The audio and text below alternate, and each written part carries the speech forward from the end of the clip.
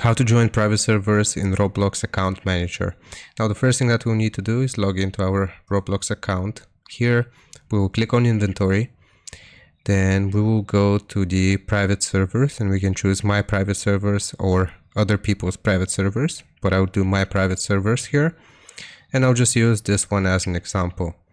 Now the first thing that we need to do is copy the place ID. So this is the code that we need to copy.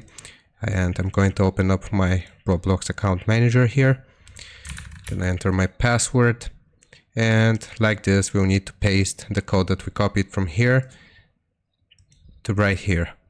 Now, after we have done this, it should automatically detect it. And for the job ID here, we actually want to get our private server link. So I'm going to click on the three dots, configure, and I'll copy this private server link.